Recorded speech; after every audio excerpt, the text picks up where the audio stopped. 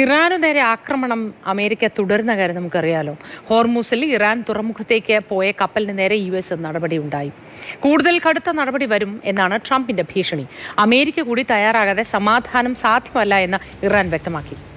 Aswajith C international ഡെസ്കിൽ നിന്ന് വിവരങ്ങളുമായി നമുക്കൊപ്പം ചേരുന്നുണ്ട്. അശ്വജിത്ത്, സമാധാനം ഇനിയും അകലെയാണ് എന്നാണ് നമുക്ക് ഇതിൽ നിന്ന് മനസ്സിലാവുന്നത്. കടുത്ത നടപടികളിലേക്ക് നീങ്ങുമെന്നാണല്ലോ US പറയുന്നത്. വിശദവിവരങ്ങൾ എന്തൊക്കെയാണ്?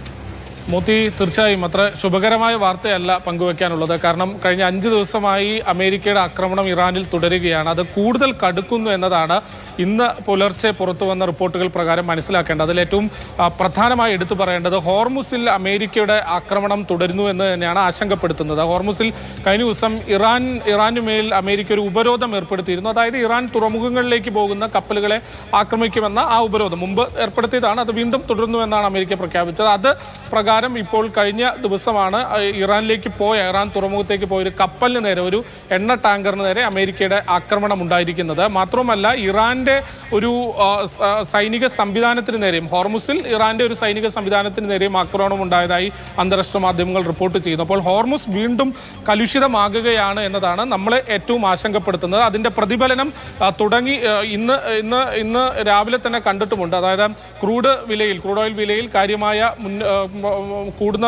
കൂടുന്ന സാഹചര്യം ഉണ്ടായിട്ടുണ്ട് എന്നതാണ് ഇപ്പോൾ മാർക്കറ്റിൽ നിന്ന് പുറത്തു വരുന്ന വാർത്ത. അങ്ങനെയെങ്കിൽ അത് വലിയ തോതിൽ ആശങ്കയുമാണ്.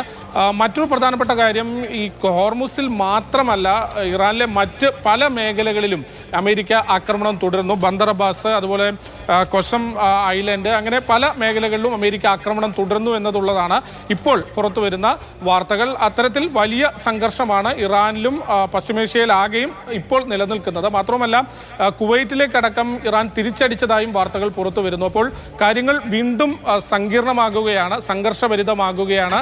ഈ സംഘർഷഭരിതമാവുന്ന സാഹചര്യത്തിൽ നമ്മുടെ പ്രവാസികളുമായി ബന്ധപ്പെട്ട് എന്തെങ്കിലും നിർദ്ദേശങ്ങൾ നൽകിയിട്ടുണ്ടോ? കാരണം അവരെങ്ങനെയാണ് ജാഗരൂകരായി ഇരിക്കേണ്ടത് എന്നോ മറ്റോ നമ്മുടെ സർക്കാർ ഇടപെട്ട് എന്തെങ്കിലും ജാഗ്രത നൽകിയിട്ടുണ്ടോ? കഴിഞ്ഞ ദിവസങ്ങളിലൊക്കെ തന്നെ കഴിഞ്ഞൊരു 5 ദിവസമായി ഈ സംഘർഷം വീണ്ടും തുടങ്ങിയ കഴിഞ്ഞ ആഴ്ച തന്നെ കൃത്യമായി ഗൾഫ് രാജ്യങ്ങളിലടക്കം ആശങ്ക വന്നതാണ്.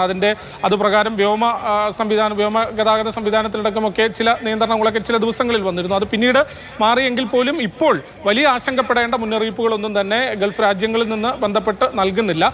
എങ്കിൽ പോലും അവിടെ ഇറാന്റെ ആക്രമണം ഉണ്ടാകുന്നു എന്നുള്ളതാണ് ആശങ്കപ്പെടുത്തുന്ന കാര്യം. ഇപ്പോൾ കുവൈറ്റിലാണ് ഏറ്റവും ഒടുവിൽ പുറത്തു വന്ന വിവരപ്രകാരം കുവൈറ്റിലാണ് ഇപ്പോൾ ഒരു വാർണിംഗ് സൈറനുകൾ, അപായ സൈറനുകൾ മുഴങ്ങിയതായുള്ള റിപ്പോർട്ടുകൾ പുറത്തു വന്നിട്ടുള്ളത്.